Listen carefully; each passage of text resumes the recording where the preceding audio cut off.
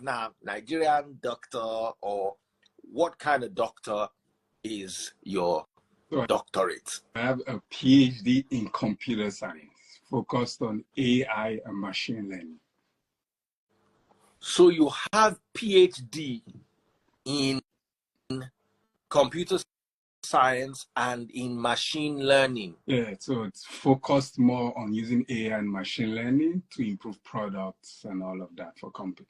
Okay, so your own is not like Dr. Said Oshupa. No. Actually, it comes to a doctorate. By the way, I love Said Oshupa's music. Okay, so let's hit the ground running.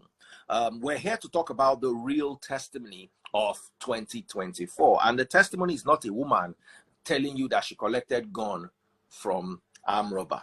The testimony is not of a lion carrying somebody and waving bye-bye. I was watching a paraplegic Olympian walk with an exoskeleton. I don't know if you saw that video, to carry the Olympic torch. He walked with an exoskeleton that was powered by AI. Yes. And that is the testimony of 2024. China is living this reality. Japan is living this reality. I was in my Mercedes the other day. My neighbor just got the latest Toyota Highlander. So he was showing me all the many things that the Toyota had, and I was laughing. So we got to my Mercedes. I said, "Hey, Mercedes." Mercedes answered, "How may I help you?" Opened the sunroof. The guy said, He says, "Is it connected by your phone?" I said, No. It's Mercedes. Then I said, "Hey, Mercedes, turn on the air conditioning." Psh, everywhere started blowing. The world we're in is a world where humans learn from machines and machines learn from humans. And my first question to you, Dr. Finn, is how is AI revolutionizing the tech world? So AI is basically just artificial intelligence. That's what we've abbreviated to mean AI, which means that machines are learning to be able to take decisions on behalf of humans, which means that there will be a lot of things that humans do today that machines are able to pick up and do exactly as a human will do it. And that concept is what we call automation. So if there's a repetitive task that you have to do, and AI can watch you do it multiple times, they can do it and reduce the imperfection that comes with humans in interference in processes. And that's one of the key ways AI is changing the way things are done. If there's any repetitive task, how do we take it and make it perfect? And how do we reduce humans from processes? Because the minute you introduce a human, you introduce imperfection. Now, I want to put a question to you. Aren't you worried about these machines learning from humans and developing consciousness? So in order for you to develop consciousness, then you have to be able to think beyond the scope of what you know. So AI is based on what it learns, and it can only take decisions within that boundary of what it learns. And there are also multiple areas of it, of how it presents it. So if a human, and also because AI doesn't have a soul, and being able to learn without interference, or that at this stage is not a problem. However, conversation for another day is the ethical part of humans teaching it the wrong things. That's the biggest problem we have. Because I heard they built two robots, and the robots started talking to each other in a language the humans could not understand, so they had to quickly end the project. Yes, so in other language, there are a lot of languages, and there are a lot of languages that have died off. And what is language? Any way of communicating. So ones and zeros are language. Our computers don't talk in English. They talk in ones and zeros. Binary. Binary. Yes. So if any type of system is able to generate any type of patterns, that uses ones and zeros as the foundation, communication can happen. And provided humans don't understand that layer of communication, can be misinterpreted as a new language. Okay. What are some non-coding roles in the in the tech industry, in today's tech industry? Yes. So when people think about tech, they think about software developers or data analysts, people that write codes. But there is a lot of roles that determine how the work gets done. So think about when you're building a house, you need to have an architect, a planner, but you need to have people physically laying the bricks or laying the blocks. But in order for all of this to come together, there are different people that needs to be involved that are not at that layer of physically doing the work. And those are the roles we call non-coding roles. We have business analysis, we have product owner, or some people call it product manager. We have Scrum Master, which is the most popular one, but my least favorite. We have project managers also. We have customer service managers. We also have product designers, the people that will create how the application looks like. And there are a bunch of others, but these are the most popular roles right now. Now, I want to ask you, why would you say Scrum Master is your least favorite? So, Scrum Master, the idea of a Scrum Master is to help and facilitate how people utilize what we call a method or methodology of doing a work. So this is how we do things. So your job is to help people do it the right way, but not do it yourself. Right? Due to that, it has lower barrier of entry because you're not doing it, you're telling others to do it. So over time, it has become popular saying this is an easier route to get it. So it's just like coaches. We have coaches that are former footballers and coaches that have never played soccer before. And most of the time, you would see that, yes, there are coaches that are successful even though they've never played soccer before. But there's some experiential knowledge that comes in. And due to that, over time, everyone has jumped in there, and if a role that was more of just coordinating has now become a role that has been sought after too much, that there's not enough positions for the number of people anymore. And companies have understood that a lot of people that are non-technical are using this as a route. So over time, it's become a bit more difficult. That's why I say I do not recommend it, but it's a pathway or the easiest pathway that has now become like a door that everyone is trying to get in at the same time, become jam-packed.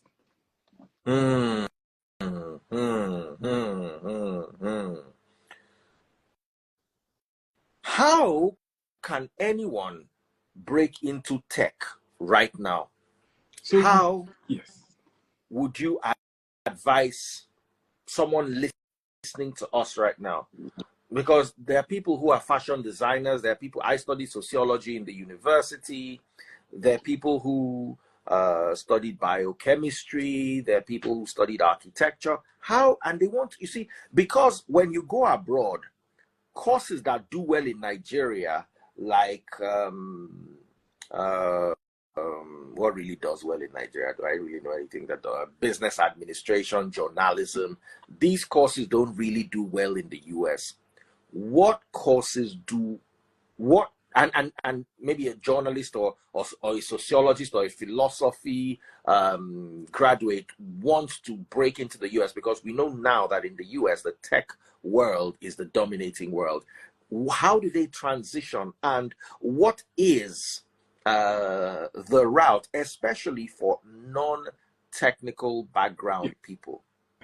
So there are a lot of roles that are available that you can transition into, but the first thing first is, and this is where a lot of people struggle with, is what is my innate existing skill set?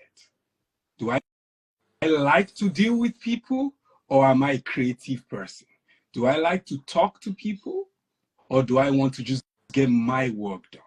Because a lot of the non-technical roles in tech either requires you to coordinate people's work, which two of those are project manager or Scrum Master. You're not doing the work. You're following up on people. So if you're not the guy that likes to be the bad guy or ask people to meet deadlines or not like to coordinate meetings or talk in front of a lot of people, dealing with complaints and disagreements, and then probably that's not your route. And then there's another route for people who just want to create things, which is I want to go find out where the problem is in a particular system, and let me see how to improve it. I want to find out what customers want so that I can provide the right solution for them. And those roles are business analyst, product manager. And if you're a creative person that likes to draw or design, we also have product design. So we kind of make joke around it being the graphic designer for product or for tech, which is we call product design. So to do that is find out first what you enjoy doing and what are your existing skill set. Like a journalist, you like to interview people. A business analyst, 70% of their job is to talk to people, investigate processes, and find out how to improve things. An architect's job is to draw and to plan. Are you comfortable doing that or transfer the existing skills? Also in tech has influenced every industry. Talking about cars, which work with engineers, even the real estate space, even architectural system, everything right now has a software. So who is the best person to work on those softwares to ensure that we're building the right thing for that industry? So there's tech is not an industry on its own that people see it. Tech is an add-on on every existing industry. Entertainment, social media, marketing, real estate, oil and gas, logistics. I don't know if you kind of listened to what Dangote mentioned a few days ago, saying he can track where every of his tankers are every given time. There's a full tech team behind the scene that is transmitting data and they're able to see everything going on at the same time. Who's the best person to build that? Someone that understands logistics industry and also can combine it with tech. So it's finding out what you love and then finding out how to connect to your existing industry and your existing skill set. So for instance, you have a nurse here who wants to transition into tech. What's your advice for her? The key thing first is within the healthcare, that's one of the biggest markets. Every hospital uses applications. As a nurse, you're entering the data of your clients or of your patients into a computer system. We also have now, especially in North America and Europe, we have telemedicine, which is a growing area where you can talk to doctors and nurses through applications or software rather than going physically to the hospital. So if you're someone that already have that, what we call subject matter expertise in healthcare, all you need to do now is to identify what you want to do. Do you want to still deal with people on a day-to-day basis? And then now, combine that knowledge, acquire the skill sets. First, understand the theoretical part of what do we do in tech for that role. And then work on a live project to actually go through the steps of building an application so you build a portfolio. Now that you have a portfolio and you have already validated you can do the work, now start looking for positions within the healthcare space that are for the business analyst role, that's the one you want, or for the product manager role. And then you're able to show them that, hey, I understand what you guys do, and I understand the tech world of how to build product for you guys, and I can combine both to stand out than every other person that you are looking for or that you are planning to hire. Okay. I want to ask, is there a way you can help anybody here? There are people who are interested. Oh, they just heard Dr. Finn, and I'm like, wow, I like this guy. I want to plug into what this guy is selling. Is there a number they can call, an email address they can reach out to? Is there any way they can benefit from this vast amount of knowledge that is being dispensed on this live? Yes, so they can just drop a comment directly on this on the live or on the comment, and some of my team will contact them. Also, they can send me direct DM or DM to my team, and someone will definitely reach out to them. Also, I have a bunch of free courses to just explain in detail what each of them are so that you can actually pick what resonates with your personality. Because one of the biggest problems we face here is you're doing something and you're not happy about it. So find a role that you enjoy doing, and we can provide free trainings to you to do that, to introduce you to what it is. Okay. Should I give them your number? Because a lot of people are asking Yes, me. you can send me a message on WhatsApp directly. That's okay. And I would respond. Here is the WhatsApp number: +1 514 641 6955. I'll take the number again: +1 514 641 6955. Don't call because you interrupt the session. Instead, send a WhatsApp and he will get back to you. The number again is +1 514 641 6955. So let's proceed to have so many questions for you. What soft skills are important for the non-coding roles in tech, Dr. Finn? Let me pin the number. So the most important skill that you need is communication. And when we say communication, written, verbal communication, because a lot of times people talk but don't communicate. Communication requires that you tell someone something and they understand it exactly as you intended. So you're going to be dealing with people, you're going to be following up on their work, you're going to be giving updates to them, and your ability to be concise and clear that everyone understands you is one of the most important skills. The second one is problem solving. Your job is to solve a problem. Because when you solve problem, you give value to people to find out what are the problems that need to be solved based on that role or based on the job that you want to do. And the third job is critical thinking. You have to be able to sit back and analyze. One of the problems people face, especially in tech, is they see a problem and they say, this is the solution I want. And they try to fix a round peg in a square hole, rather than trying to find out and break down the problem, and then come up with multiple other solutions and prioritize which one is best. And the last skill is your ability to process information, which nowadays we call data, which is we would look at patterns, look at how things are done, look at how customers are utilizing a product or complaints or feedback or what they're requesting for, and come up with ways to ensure that we incorporate that back into the product or into the tech application that we are in charge of or we're building. All right. For those of us asking what are his numbers or how do we contact Dr. Finn, you have the number pinned right there on Instagram. That is his number. Let me mute TikTok because TikTok people don't like giving out information. So the number is +1 514 641 6955. WhatsApp only. I'll take the number again: +1 514 641 6955. So, Dr. Finn, what are the best entry-level notes for someone who doesn't have coding skills? Yes, so there are a lot of entry-level roles that you can start with you building a portfolio or going through a formalized theoretical and practical project to acquire the skill set. And one of them is business analyst.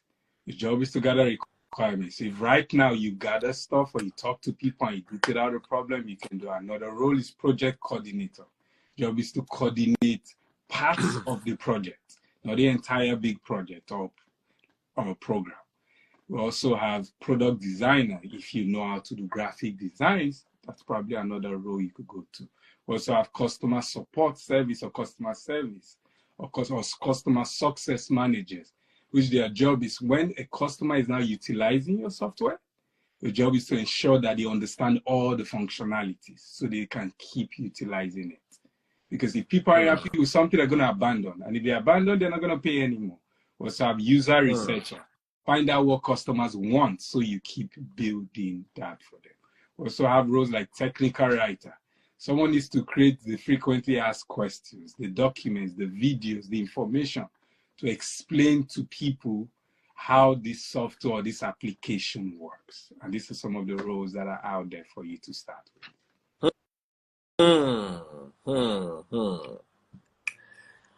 How can I leverage my existing skills to enter into these roles? These roles you're mentioning, these non-coding tech roles. How can I leverage my skills, Dr. Finn? First one. My skills, I beg your pardon. First one, communication. You were, irrespective of whatever you do right now, you were communicating. Which means that you already have that skill set. Whatever job you have right now, you're solving a problem for them. If not, they wouldn't employ you. So you already know how to solve a problem, right? You also know how to think through the problem. For you to get to the solution, you thought through it. So you already have a lot of these soft skills.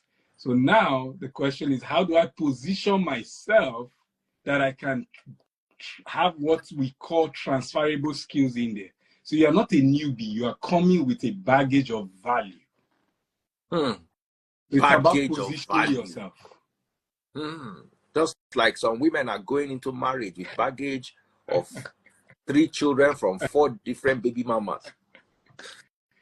I mean, baby papas. That one ain't wild. The woman has 3 children, but 4 baby fathers. Hi. Let me see, they divide one beginning into 2. But you see, baggage of the usefulness that you can market when it comes to tech is what we are talking about here. Now, what certifications are available for non-coding tech roles? What certificates do you offer, Dr. Phil, for non-coding tech roles? Yes, so we offer a bunch of free trainings or free certifications first to introduce you, just an hour details for you to pay through. But we also offer live classes and self-paced classes. So for all our courses, you can get both of them. So we have, for each, our first course is business analysis. I want to be able to go find problems to solve them and document it so someone else solves it, which is a software developer. We also have product owner, which is your job. The difference between the business analyst and the product owner is the method they use. One uses what we call waterfall, which is you finish a step before you go to the next step, and one uses what we call Scrum, which is you kind of implementing small bits. But both of them are 2 different roles using 2 different vehicles to get the same problem solved. We also have the Scrum Master role, which is the role of coordinating how other people use the method called Scrum. And then we also have project manager role, which is a role that plans and organizes how people use the method called waterfall. We also have some partially coding roles like data analysis and data scientists, but most of the roles are roles we leave for people that are already gotten their feet in tech and they want to expand to the next level. A lot of people are asking, Dr. Finn, are you in Canada or in the US? They're saying your number is a Montreal number. Yes, I'm actually based in Canada, but I have students in the US, Canada, and the UK, and also some actually out of Africa, Nigeria, and other countries. You know why they're asking? Because I'm sure some of them want one-on-one. Nigerians like one-on-one. Do you have any one-on-one coachings, or everything is done remotely? Yes. So we have one-on-one coaching, which is something that I offer to people. So we have one-on-one coaching that you can kind of meet with me and do that. But if you go through our live trainings, that is complimentary for you. Because now we've set it. So the one-on-one coachings, you're going to have to drop some bar for. But the one you're offering online remotely is, how do I put it, complimentary? No, so we have free 1-hour complimentary introductory trainings for all these courses. Okay. We also have self-paced one that takes you 2 weeks to a month to go through and write the exam and be able to get our certification of completion. Then we also have live training that we would work with you for 10 weeks, spend 3 hours with you going through every theoretical concept first, like a university level training. And then we'll spend another 2 hours with you building your own product. So that by the end of that 10 weeks, you have now built a software as a business analyst, as a product manager, as a Scrum Master, as a product owner, so that now you are ready to say, I know what these guys are talking when they throw these tech jargons around. This is my product that I built. Let me go meet a company to work with. And if you finish this, you can now get the career coaching as complimentary, saying, you've passed our program. We will now help you with resumes, the interview prep, mock interviews, job search, and job support to break into. Okay, what kind of projects can people listening work on to demonstrate their skills for non-coding roles? What kind of projects can they work on? There are a lot of projects that you can work on, any type of application, but playing the role that you want to be able to move in when you break into tech. So you want to be a business analyst? And take, for example, there's one product that right now some of the alumni are working on, which is a money transfer platform. People want to send money over to Africa. People want to send money back here. Let's build a product that will help them do that. Another one is social media like this. Nobody believed that TikTok was going to blow up. Nobody believed that Snapchat is going to blow up. We keep thinking that we have reached the peak of tech. Then ChatGPT came in. So every year that Canva came in, there's so many applications that are out there that we will work with you to build. What is important is, can you do the job of a business analyst for Canva or for TikTok or for Facebook or for LinkedIn and actually build the product for them? Guys, show you the here. Make you did there. Make you did the Jones. Show that the here. Now, another thing is networking. How can people start networking for non-coding roles in tech? How can they start? First thing you want to do is join opportunities like this and find out or understand. Also reach out to people within the tech space to see what information they have and ask questions. And also, you also need to find out what you're interested in. What am I doing right now? What will I enjoy doing? Do I want to deal with a crowd of people, or do I want to just do my work and contribute to a project? And also, one of the places that I see that a lot of us, especially immigrants, struggle with is LinkedIn. There's a world of opportunities out there. I have people randomly reach out to me from LinkedIn. They're saying, hey, do you have 5 minutes to have a chat? Every week I talk to different people, just giving them high-level information. Because when I started off 10 plus years ago, I was reaching out to VC, CEOs, and they were answering me. These people aren't ghosts. They are people like me and you. People handling 100, 20, 50 million portfolios. And they're willing to invest in the next generation of tech people because someone invested in them. All right. I just added to the call Cynthia. She's not going to say anything yet. She's just going to look good for the glam. Her hair has really grown from the last time I had a conversation with her.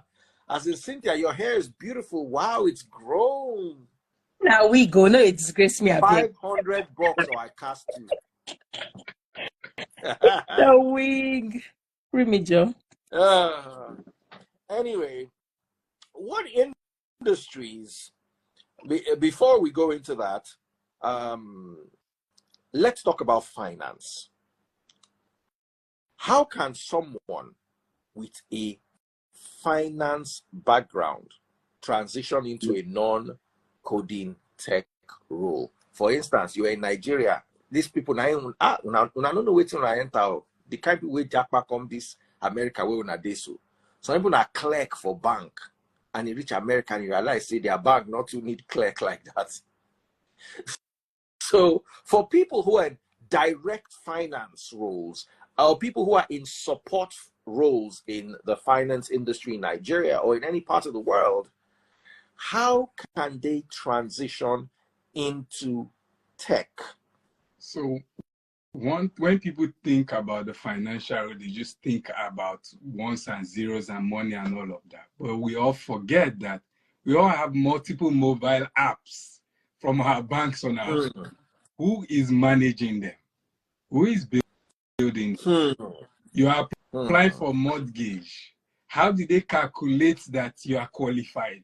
That is actually an application that checks based on certain things to say you are qualified. You're applying for car loans. There's a product for that within the bank that bankers use. So bank is one of the biggest industry because they have applications for their staffs that are built. They have applications for customers that are built. When you are screaming that your bank app is down, who are the people working on it? So you can, because you already understand how the banking sector or the financial sector, and we'll talk about even the financial, there's also insurance sector, right? That is growing. Over here, you have a house, you have a car, you don't have a choice. You have to have all of this insurance or banks or activities going on. And these people are expanding and they need people to manage their system because they have to be online 24 hours. And they have to build new predictive systems to help them serve you better. So that you can always come back to them. Or for example, you've not used your bank in a long time and you get a message to say, hey, we have this additional package that can help you. Or we've noticed that you've not used your account in a while. Or sometimes in North America or even in Europe, a banker will actually call you. It's a system that sends your contact to them, say, hey, this person has not used our bank in 6 months. Follow up on them. And because you already work in this role, it's easy for you to move to this side to build the application to help your former colleagues succeed. Someone is asking for his website. So I think F&F Consultancy or something. So give them your web address. Dr. Finn, help with that. Your website. Anyway, guys, just send let me mute here. TikTok. Just send a it's fandfconsultancy.com. Send a WhatsApp message to +1 514 641 6955. Send a WhatsApp message only to that number. The number is pinned on Instagram. All right. Let me go back to my questions because questions many. What strategy can someone use to build a career in tech without coding experience? It's one thing to know where you are coming from, and it's one thing to know where you want to go, but the road that will link you from where you are coming from to where you are going is the problem, the strategy. How do I, like this, Cynthia, like this in Nigeria, she was actress. Then from actress, she moved to banker. Then from banker, she moved to TikToker. Then from TikToker, she moved to reaction queen. Then from reaction queen, she now moved to tech finally. No, it was tech first before reaction. Ever. Okay, you are shy, migrating person. Up and down. So if they are migrating like Cynthia now, they want to end up in tech. What strategy is the best? The first thing is list out all the things you've done, like the way you listed everything Cynthia has done. What are the list of things that I've done up to reaction now? Queen, Rocher. Then what do I love doing? Do I want to work with people? Do I want to work on my own? And then let me now find what are the roles that are available. Business analyst, what do they do? Scrum Master, what do they do? Project manager, what do they do? Also, where am I based? Because based on the roles, there may be some roles more in Atlanta than you find in New York. Right. Even though they are remote roles, some of these companies still want once in a while for you to show up to the office or be able to get there if needed. And when you understand, if need be, when you understand all of this, now you can now start acquiring the skill set to fill the gap, because you already have one side of soft skills. Now let me fill the gap of what do I need to do as a business analyst? And then work on a life project. I keep emphasizing this. Everyone goes through a training, and he goes to a bunch of theoretical class. And I taught this for about 8 to 9 years. Because in the university environment, you can't really go outside the syllabus. So you have to follow the process. And that's one of the reasons I created this boot camp, to fill in that second gap of come and do the work the way it's done in Shopify, the way it's done on LinkedIn. Build a product so you know what you know and know what you don't know. And then look for a job. Because in tech, they're not going to ask you to recite what you read in books. They're going to ask you, if a problem is presented to you, how would you do it? So solve problems first in a life project. Then you are now ready to look for a job. So basically, in the interviews, you're going to be asked situational questions. If presented this problem, how do you hope to solve it? So that the interviewer can follow your thought process to determine if you're the right person for the role. The reaction queen has reacted. What's the problem this evening? I mean, hold on. This morning in Nigeria, it's my birthday, by the way, this morning in Nigeria. We're still in night time over here. Hey, but Cynthia, how come I didn't know it was your birthday? Shame on you. Cynthia is one of the few people that actually got me a gift on my birthday. She sent me a pair of Prada shoes. I have it somewhere here. Very nice. Let me show you. See here.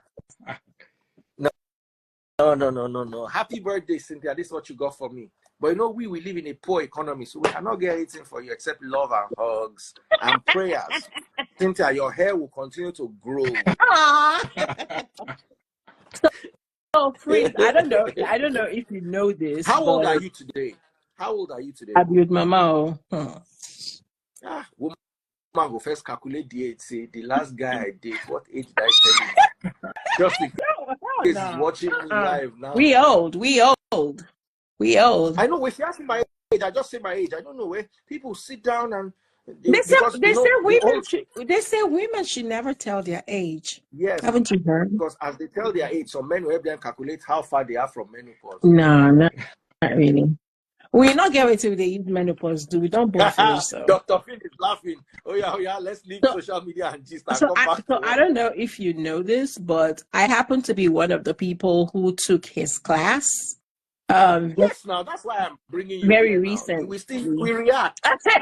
You will react. No, I was in his class recently because, I'm currently a release train engineer or senior Scrum Master, and I am in the phase. Scrum Master get junior and senior. Oh yeah.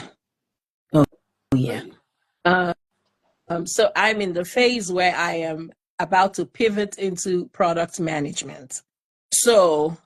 And artificial intelligence, because in 2025, there's a projection of about 9 million jobs that will be, made available in the AI space. And I'm like, okay, let me tap into this market before people saturate it again like they did Scrum, which is why I want to leave that field for them. So I'm like, okay, product management. So I went and I studied, to become an AI product manager. But the person who took that class was focused on the AI aspect. So at the end of the class, I had known and understood the AI process, right? And the concept of it, but I did not quite understand what product management really was. And so when I took Dr. Finn's class, I was able to understand the entire process, from the initiation phase to the planning phase and everything in between, the documentation, requirements gathering, problem solving, customer journey, empathy, journey mapping, and road mapping and all that good stuff that is attached to product management. Please be mindful that if you're training to become a product manager, it's different from becoming a product owner. Two different things. The product owner functions at the team level, while the product manager functions at the program level. So in some organizations, the product owner, their role ties up to, or they report to the product manager. But in Dr. Finn's class, the advantage of his class is that when you take his class, he will take you through the entire process to where when you finish his course, you will have hands-on knowledge as a BA, a product owner, a Scrum Master, because he touches everything. So you have hands-on. And his class is pretty hands-on. So after the first class, where we introduced ourselves and he talked generally what to expect, or let me say he set the stage for the class, everybody had to create their own product as a small business owner, as a small business owner. So every week as we took the class, we had to go back to the company that we generated or we created to go transfer and apply the knowledge that we learned in the class. So it's very hands-on. So I am done with the classes right now. I'm in the interview stage because, you have to hone your delivery and all of that good stuff before you begin to get the roles. So it's not like Scrum where a lot of people came and gate crashed the place. If you're not ready to do the work, listen, I don't know that Dr. Finn's class would be the right place for you, but if you're passionate and you really, really want to do the work, with his training, he will set you up for success. Thanks, Cynthia. Okay, so I'm going to mute the reaction queen now. Let's finish before they react. All right, because the questions here menu. Let's talk about partnerships and collaboration work in tech companies. How does that play out? So a lot of companies are either collaborating to build product, which means, for example, you build a product and you add it to a marketplace. So what's a marketplace? It's a digital version of a physical market. So you have a place where you go to and you find software, right? And now, because people already have traffic, it's easy for you to add your product there. So for example, Apple Store is a marketplace. You build the application, you put it there, and you can get traffic from Apple. Google Play Store is a marketplace. And that's some of the things that that's the reason why a lot of companies put their softwares there to collaborate off the network of those applications, and also for partnership.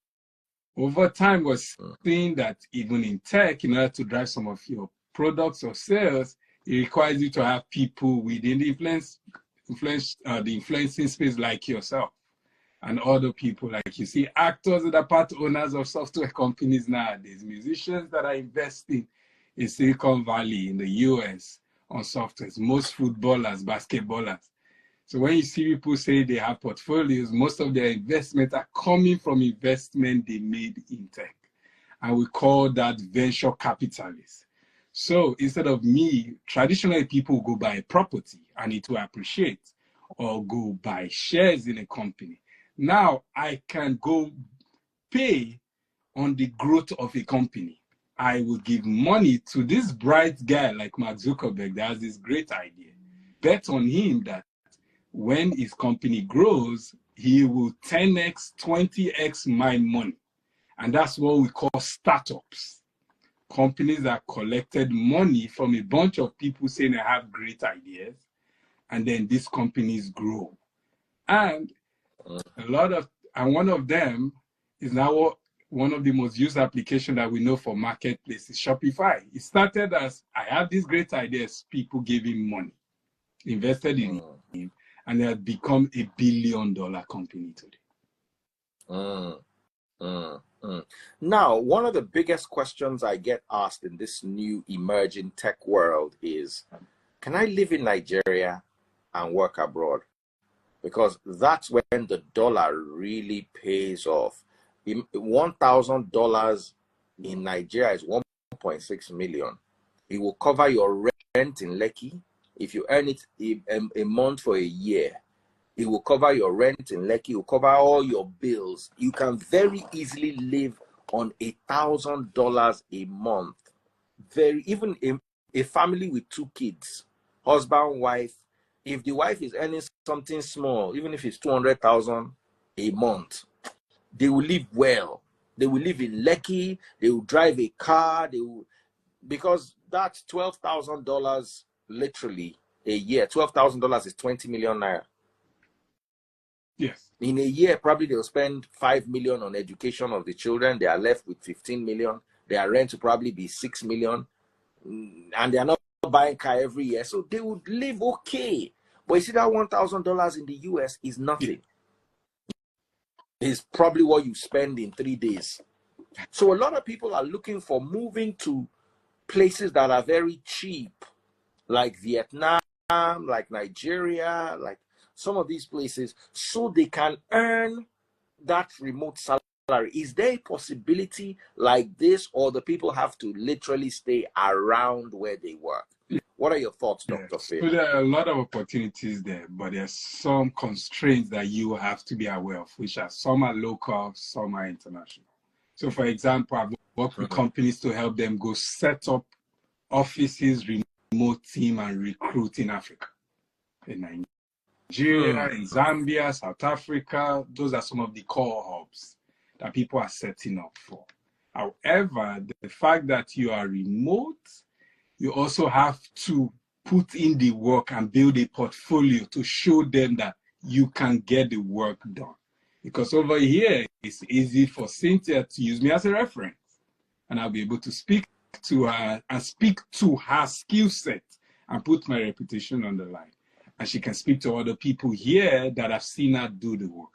But over there, you need to not just harder, because they might not know your references due to the local environment and the structures that is different. However, there are platforms available that I have people, students, and all of that be able to pick up skill sets or pick up employment or contracts or job.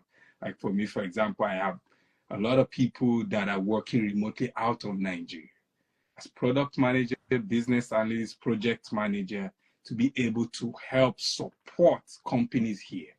And it is now becoming more acceptable. Sort of about 2 years ago, I was a couple of executives and leaders in different companies in North America for a conference. So we had a black hangout of black leaders.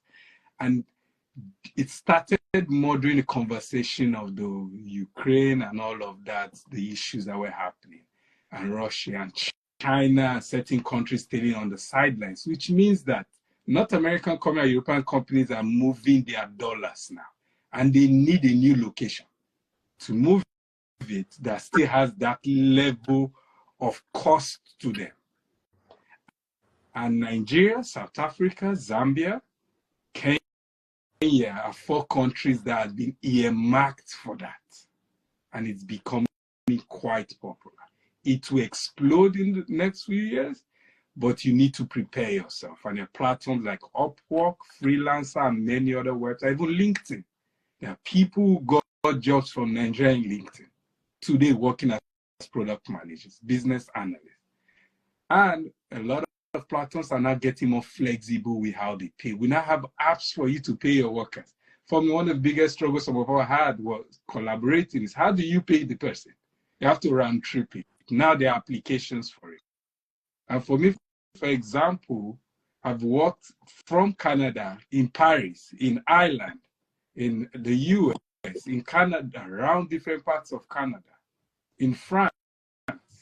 So they are now getting more flexible. So it's the right time to position yourself. But position yourself with the right portfolio that shows that you can get the work done. Because one thing I try to do anywhere I consult or work with people when I was still building my career earlier is whenever I get the opportunity to work there, I ensure that they are willing to work with more people that look like me after I leave. And help to reduce that biasness or that fear that they have.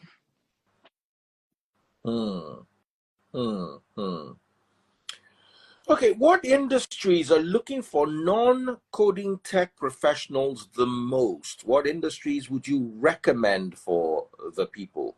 Number one, finance. Everybody has more than one bank account. Everybody in NonTechnical Europe, if you have a car, you have a house, you have insurance.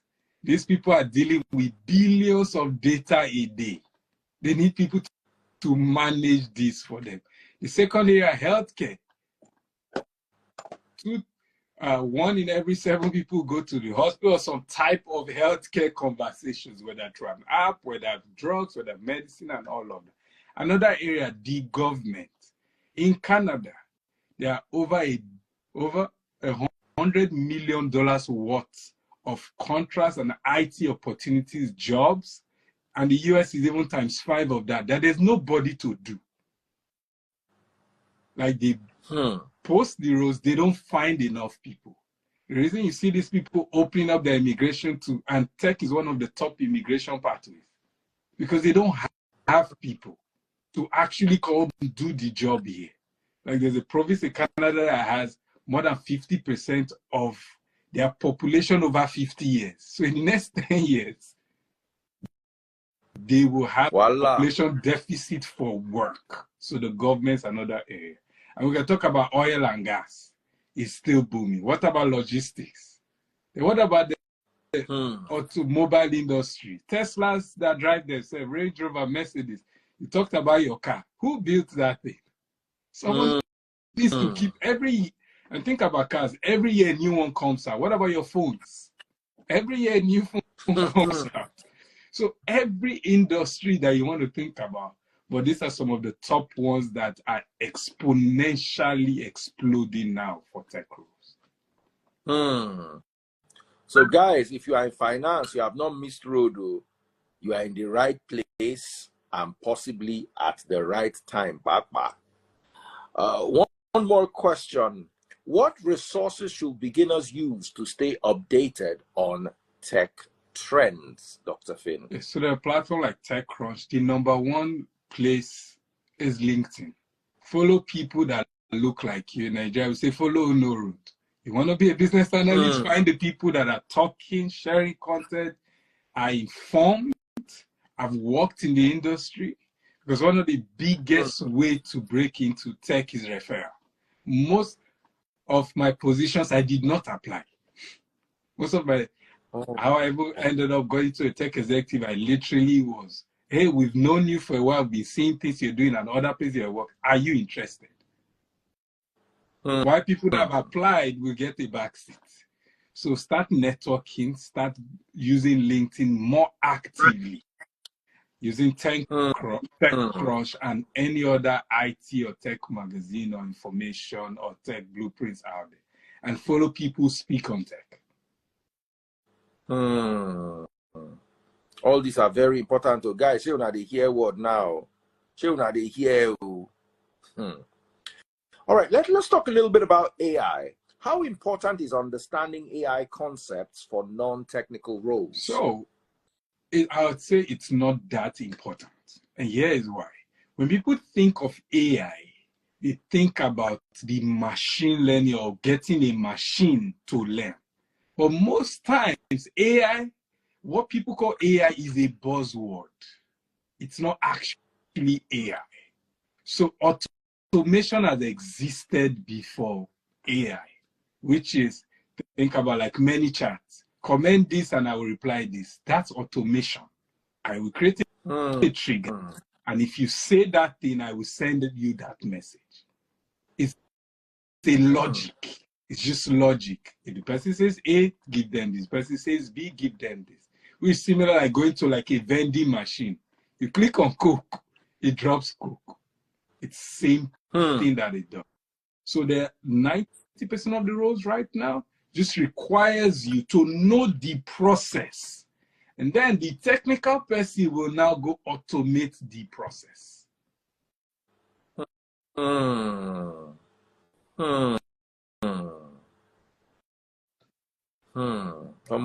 This is very serious. How do non-technical roles support technical teams in AI development? So your key part, coordinate how they do the work is one part, which is like a project manager. What do you want to do? How long will it take you to do it? Who needs to be involved? Do we have the right people with the skill set to do it? Then the second part of Now that we know what you want to do, let us plan it out for you. So you can just focus on doing the work. We will take care of everything else. And those are the roles of like business analyst, product manager. And it's not different from the existing solutions they are building. It's just another offshoot or another area. It's like you go to a mechanic to fix your car. One part is the electric, another part is tires, another person is spraying body. AI is just like a new addition to your car that is already there, which is tech that makes your car run fast. So think about like electric cars, for example. The same concept. Cars already exist. We just changed one part. Same thing with tech. Tech isn't changing. We're just saying, okay, let's find ways to stop doing redundant things that humans don't enjoy doing, so that we can focus on important things that people enjoy doing. So it's like supercharging a product.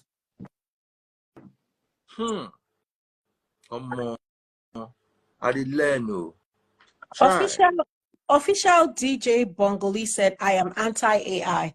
Unfortunately, I've got good news, good and maybe bad news for you. The future is AI, and it's, when we say the future, it's here already. Whether you like it or hate it, it is here. So the earlier you begin to tune your mind into embracing it, I think the better. But what people are trying to do is to use AI responsibly. Because, of course, like every other thing, there are risks attached. So I understand when you say you hate or you're anti-AI, but people have to use AI responsibly. Yes. So that AI can work for us. All right. How can non-technical professionals build credibility when it comes to AI teams? Because another thing that we need to understand and work on right now is credibility. How do we work on that? So credibility comes from two parts. You have the soft skills and you have what we call the technical skills. The soft skills is I can communicate, I can think through a problem, I can also critically analyze situations, I can document it, I can discuss it, I can get buy-in. Because tech is like soccer. And this one thing, so you don't win alone. You are part of a puzzle. So if you're not able to get everybody to the finish line, you fail together. So your ability to motivate, encourage, collaborate, resolve issues is important. So if you got that soft skills figured out, the second part is, can I get the work done? One of the key issues that we face right now is you don't know how to get the work done. And that's where your credibility drops. And for you to get the work done, it's like learning to ride a bicycle. You cannot learn how to ride a bicycle without falling. You have to get on the bicycle. So work on a project, a life portfolio, build it. Then you realize that at the end of the product that you built your solution, either the business analyst as a product manager, you go back and be like, why did I make this dumb decision in the beginning? Because now you're now informed. You now know what to do and what not to do. Then when you're able to complete that, you can now credibly go to someone and say, look at what I built. I can do the same for you. People don't care about what you say. They care about what they can see and confirm. That's the best layer of credibility. All right, one more question.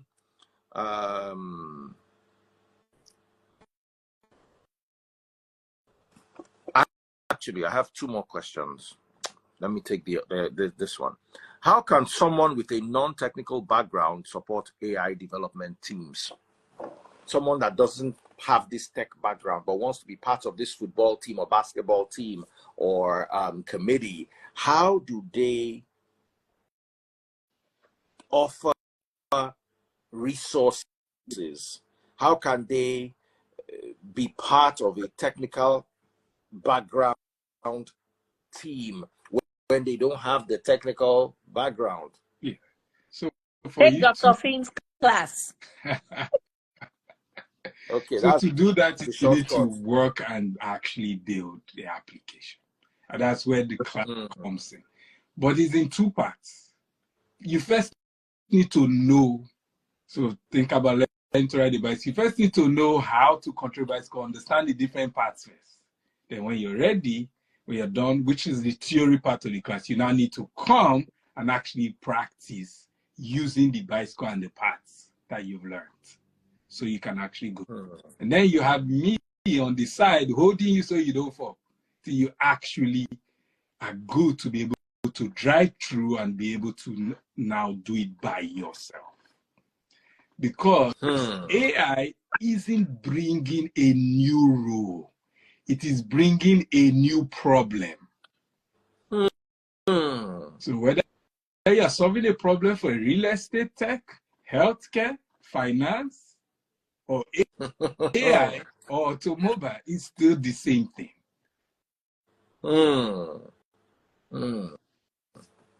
God bless you, brother. One guy said, I am very creative. I have realized that I can create new problems. One more question, Dr. Phil. What resources should beginners use to stay updated on AI trends? Number one is LinkedIn. You will find so many people there that are sharing free information articles. Sure. 70% of CEOs now have now become influencers by force. So a lot of them are sharing information. For example, every software now is looking to incorporate AI. Canva has AI now. Even Instagram now has AI chat that you can chat with in North America. The new iPhone that we're all hoping to get. We'll have AI. We've heard of everyone have heard of ChatGPT. We have Google Gemini. There are a lot of applications out there. Get familiar with it. Most of the time, our biggest problem is fear of the unknown. You cannot fail at something you're already bad at. To find out how it's influencing your industry, and then find the people, and then read about it and ask questions. I always tell people that I've taught or I've mentored or coaches that the only stupid question is the question you have not asked. So ask questions to clarify your doubt.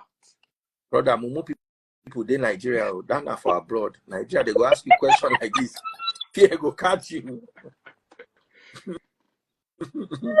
So there are Cynthia. quite a lot of people. There are quite a lot of people in the chat saying, "I don't like coding. I don't like coding." There are AI applications that can help you generate codes, so you can use those too. And you don't have to code. If you are someone who likes or enjoys apropos, you can do prompt engineering. Prompt engineering is all about asking questions and getting AI to do things for you. So instead of insulting people online, you use that your apropos nature to make money by prompt engineering. See? So even if I know how to write code, I've not seen a line of code in more than 10 years. Yeah. Wow. And you have your PhD in computer science. Yes. Because my job is to facilitate the people that get the work done. So you product manager, Scrum Master, project manager, you don't see any code. I lead teams of engineers who are the ones that do the coding. I don't code. I just make sure that they're using specific frameworks to deliver the product. So It's not easy. So Cynthia, share your experience with us. How did it go? So like how did you start? How did you meet Dr. Finn? What would you consider the advantages of working with Dr. Finn? Okay, so some people already know that I am a senior Scrum Master / release train engineer, already working, but you know that very recently the Scrum framework crashed because a lot of people, imposters, we call them imposters in the industry, they came and they sold the dream to a lot of naive people. And so people were signing up for Scrum. And in 2020, when they had the COVID situation and most people were working remotely, there were lots of jobs and few people to do it, to where just about anybody was getting the job, right? But getting the job is one thing, keeping the job is another thing. So there are a lot of people who did not put in the work, and they were parading themselves as Scrum Masters, but they were not really contributing to the organizations. And then it's just a question of little time. You'll be fished out of the system. So that's why right now there are increasing number of organizations that think that there's not as much value in Scrum anymore, which is why when you go and try to apply to a Scrum role, you begin to see things like Scrum Master with business analysis experience, Scrum Master with QA. So now they're combining it. And so if you're the kind of person who just thinks that being a Scrum Master is just basically facilitating ceremonies, you will fail, because with that, there's a lot of experience you need to bring to fore, right? Or to bear. And so because I have actually played around in this field for quite some time, and because it is saturated with a lot of imposters, I am thinking of pivoting into product management. And because right now, like he rightfully said, AI is the buzzword, just like it was Uber some years ago. Everybody right now, you have to get plugged into artificial intelligence and machine learning. So I decided, okay, since I'm not very technical and I already have the tech experience, let me go shine in another field where I know I will thrive, not a place where I will struggle. And for me, it's product management, because in the course of the last 4 years, I have worked very closely with product managers. So I'm like, okay, well, I know how to do it. The only thing is I have to get the AI aspect, since I want to become an AI product manager. There's a difference between a regular product manager and an AI product manager. So I signed up for this class to become an AI product manager. It just so happens that the person who took the training was very skilled as an AI ML, trainer, but he wasn't hitting the high notes for me as far as product management goes. So I was frustrated after the class. I knew a lot of AI buzzwords and how to talk the talk, but then when it comes down to it, when I have to actually prove how I would deliver products, there was that gap. So I was complaining to a friend of mine, Princess, and she was the one who introduced me to Dr. Finn, because, she had a sister who had trained with him, and she got a job immediately. So I'm like, okay, let me check it out. So I signed up to his class, and immediately after the first class, which is the typical introductory class, from the very next class, he made us create our own project as and like he said he will get our hands dirty and our feet wet. So he's not telling you, oh, just assume that you're working in Facebook or assume you're working in some big tech company. He will ask you to start as a one-man business so that you are reaching and interacting with your customers, right? So we all have to create our own businesses. That's the advantage of taking his class, is that he will get you to do everything that he has taught in the class. So on Saturday mornings, we had the theoretical part of the training. And then on Wednesday, we meet for the practical. And so for the practical class, we take the turns, one after the other, to present what we have done. And then he walks us through the process and the steps to look for, first to encourage us, and then second to tell us areas that we should either go improve upon or tell us what's missing. The thing is, he's not going to tell you, oh, yes, you did good, and he will pull you back if need be. That's the advantage of taking his class. It's very intimate, to where he has time for everybody. And so we were doing the work. So right now, if somebody says to me, how have you solved this problem? I can easily reach into the example that I used in his class, because he made us create companies from scratch. And then we had to prepare documentation for the project from scratch.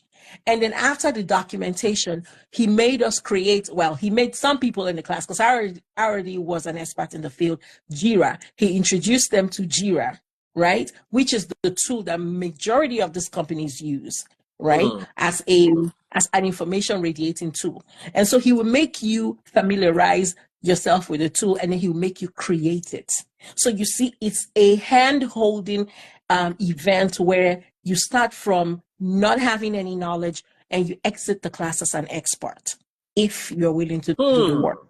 So that's the advantage, If you're because willing to put if in, you're willing to put in the work, because he will always ask you on Wednesdays to present what you did. So between Saturday and Wednesday, you have to have done your assignment. Every week was assignment filled.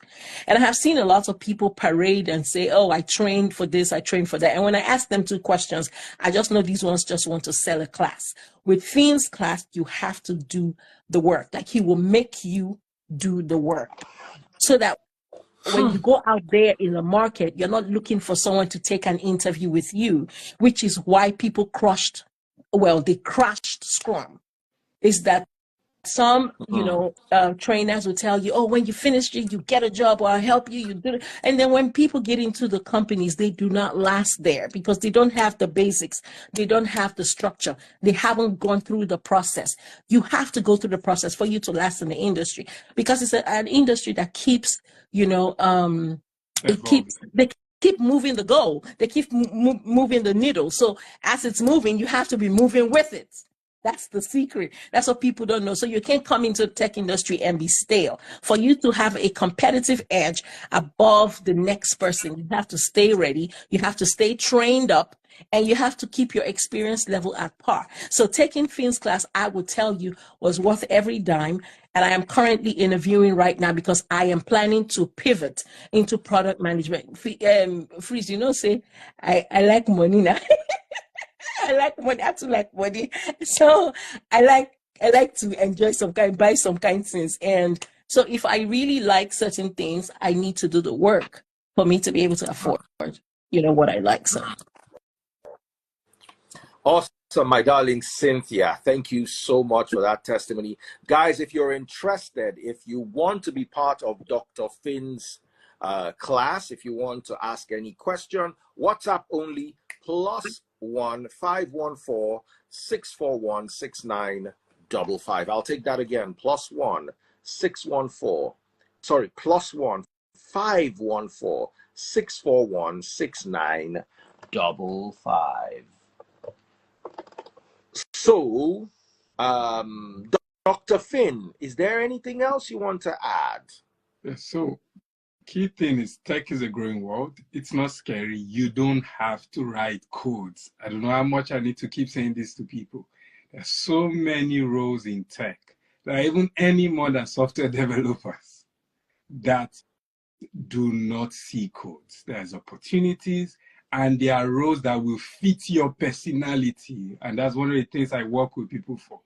If your personality doesn't fit a role, I will tell you. If you still want to do it, that's fine, but you would know that you will struggle. Tech is growing, the world is changing, and you have to find a way to add value.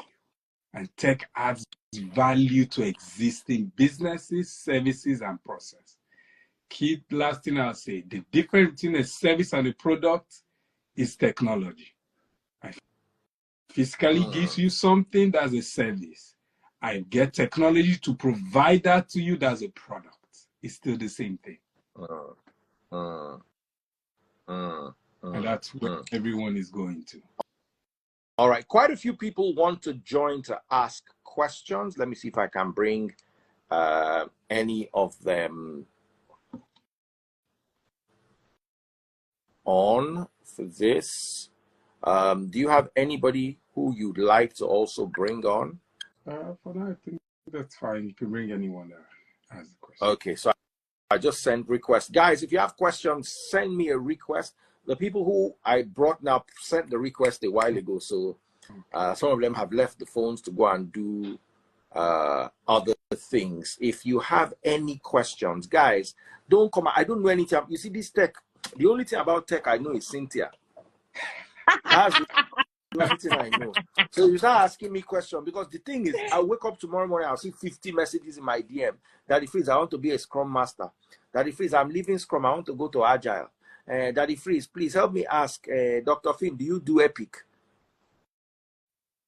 I don't know anything about tech.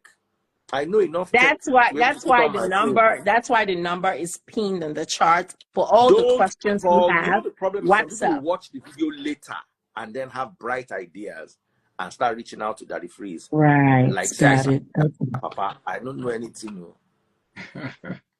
So, Dr. Finn, guys, do you have any questions? Like, everybody just enjoy this session. Everybody all quiet. They hear AI, they hear tech, they fear, and they don't say Cynthia mouth too no good, so nobody wants her trouble. Everybody all gentle. That's not true. They say we It's my birthday. should bring Bongoli. They say we should bring Bongoli. Bongoli, do you want to come? I mean, on the live, because that could be mistranslated. Oh, yeah. Yeah. Bongoli. Somebody says Cynthia too fine. But You know, see the kind of women where they follow me. If you want me go block you, I will not find your trouble one day so I go feel vex me, I will block you. Because now AI they make people beautiful self. You get the way you go well, you just go and meet AI, say AI, please make me over. Guys, questions. Anyway, let me mute TikTok. Contact Dr. Finn right now on +1 514 641 6955. Somebody say, Dr. Finn, they enter my eye. I say, how do you go from bettering your lot to wanting to become Dr. Finn's baby mama? Husband. How we are here to make you a person, because let me see now, that $50 million you see, don't believe, say, this Dr. Finn, as he find like you can't get money, join trouble. Please come and learn how to make your own money. The $50 million he generated for companies, okay? No, sorry. But they will also pay him. So small money is in his hand. Let's not lie. Let's not lie to ourselves. One woman dropped a quote today. She said she wanted to buy a hair for $550. She sent the bill to her boyfriend. She said it's $600, and the boyfriend paid $1 million to send her bank alert of $1 million. Have you ever seen that kind of relationship before? And I'm like, look at this. You look at yourself. Do you think there's any man buying Cynthia hair? Dude. Unless she wants to buy armpit hair and add to. Dude, 1 million naira hair is not a flex. It's not a flex. Thank you. When you're earning $12,000 a month, and then you have that $12,000 in two places, you have two jobs. You'll be thinking of big things. Yeah. Like sending your man to go and do his PhD so he can be more useful in life. Not that you'll be collecting hair money. If you are still collecting hair, unless it's armpit hair, you are useless. You and the girls that travel to Dubai to go and eat the things they eat in Dubai, there's no difference. It's just that you are doing your own on a lower level, self. To learn how to make yourself better. There's empower yourself. Empower yourself. Women, empower yourself so that men will respect you. Men will approach you different when you through Cynthia. Empower yourself. I met Dr. Finn through Cynthia. These are the kind of circles you should be moving with. She has upgraded herself. There was actually one lady who said she wanted to meet Cynthia. I thought that Cynthia doesn't have time. I would recommend Cynthia, you didn't follow up with that girl for me. Where will I find the time? Yeah. Honestly. This one does not have time to bill man. If you have time to send your man a bill, it shows that you are operating on a level of uselessness. So not only are you billing a man, the hair is $550. You are adding money to something that they are buying for you. As in, then the man too are seeing you as useless. He's now dashing you 1 million.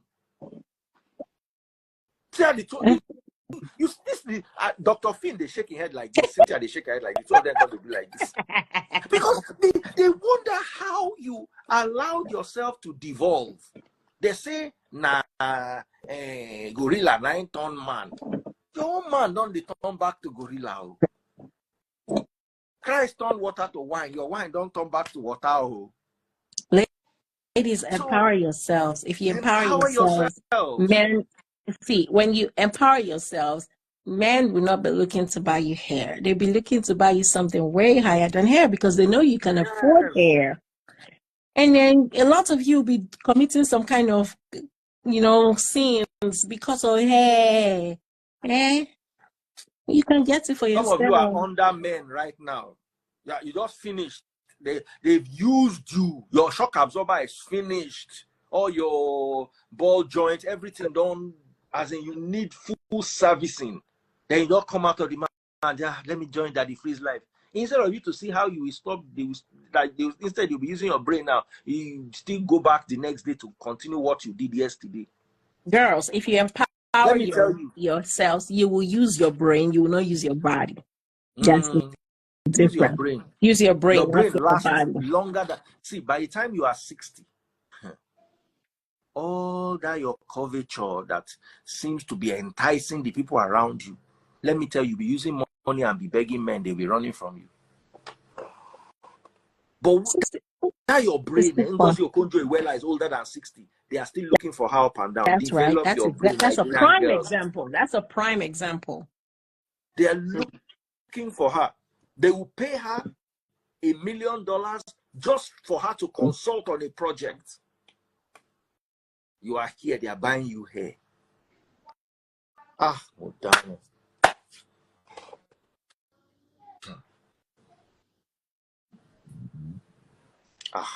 Leverage. So, Dr. Finn, please, is there anything else you can say to these people?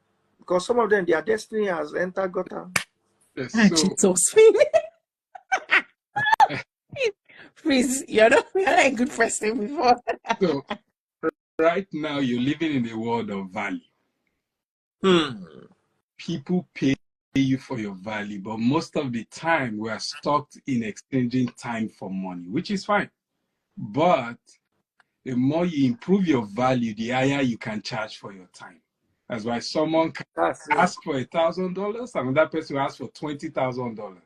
And people will go and purchase from the one for $20,000 because the value is high.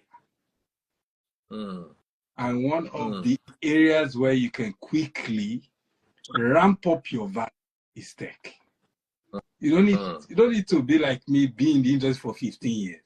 I have people that are trained that are doing, I don't want to call, because Cynthia will fight me. She wants me not to call salaries. But there are any money that you will not believe that you can earn. Money that if it crosses your mind, your brain will pop. Not believe. I'm not gonna lie. So, I tell people, since I got into tech, I just feel like it's made up for the many years that I felt stagnant. Yeah. It will make up for those years within a short period of time. Within a short period, especially if you're very good at managing, your resources. If you're not the kind of person who will go and start doing loud for people to think you've arrived, it will help you, just get to where you never expected to be within a short period of time. But like you see, I just talked about myself. I am currently in one field. I have gone to train. I have trained up for another field, and I'm in the process of pivoting. So you have to stay ready. You have to be ready to learn. You have to be ready to apply what you've learned, because only then can you sell yourself as valuable. People are paying for value. So, we have people from my team that are tuning in from they log in from Croatia. We have people who are logged in from India. We have people who are logged in from Mexico. So most of these companies. So why not? People are working there. Yeah. So why not Nigeria? Why not Nigeria? My older brother in Nigeria works for Facebook, and he's getting paid in dollars, and he lives in, as an expatriate. So you can get hired from anywhere. You just have to sell yourself as valuable. So when some girls here are hearing sell themselves, sell your skill. Change their pints and their brown. Wear short and go and sell themselves. Your skill. So let's be careful when I say sell yourself. Even men don't begin this. Nigeria had now. I was driving to my junction. Now I see guy where normally girls they stand with Please, short they say dress. you Now I are see guys not doing hands like accepting this. them for questions. They say you're not accepting them. So maybe Now people only are one sending person you. asked question. I've accepted everybody else. Ziggy Vanya, that's the only person I'm bringing on. You see guys doing like this. They want to sell themselves. Sell your value. What do you So have? no Now, sorry, sector. Dr. Finn, somebody is asking, how much does the class cost? So it depends on the class. We have self-paced that is cheaper, more affordable for people that are trying to break in, and then we have the live classes that are available. Normally, the class costs $3,000, but we have discounts available based on where you're coming from. That'll be on a case-by-case basis.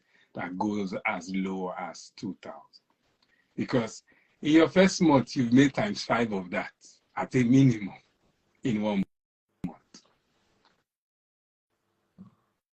As we they talk, sell ourselves. Some people they inside where blue light they on. No, Hello, brother. so You are the person that said I have not brought you. Okay, Sorry. I brought you on. You are showing me you are using Samsung phone because it's Samsung that's brother, you are a ghost. Daddy Chris, All right, good morning. Go ahead. Good Ask morning. your question. I'm super excited to be here. Very good. Thank you. Please, how long is the class? How long is the class? Yeah. I actually joined late. For the live classes, I just want to know 10 how long weeks, is twice a week, Saturday and 1 day in the evening for the practical. So 5 hours every week. So it's 50 hours of intense. That's the time you spend with me. But I'll give another assignment that you spend another 50 hours by yourself working on it with my coaching. So, but the 10 weeks program that at the end of it, you would have completed building a product, acquired the skill sets, even use all the possible tools. So there are tools that you'll be trained on: Jira, Confluence, Figma, even your browsers that you use. There are ways we use them for testing that people are not aware of. We should call developer tools. We teach you how to test applications that are opened on browser. So at the end of it, you would have acquired over 7 to 10 different softwares that you can now show a company that you can use also. All right. Thank you so much, Dr. Finn. The number is... sorry.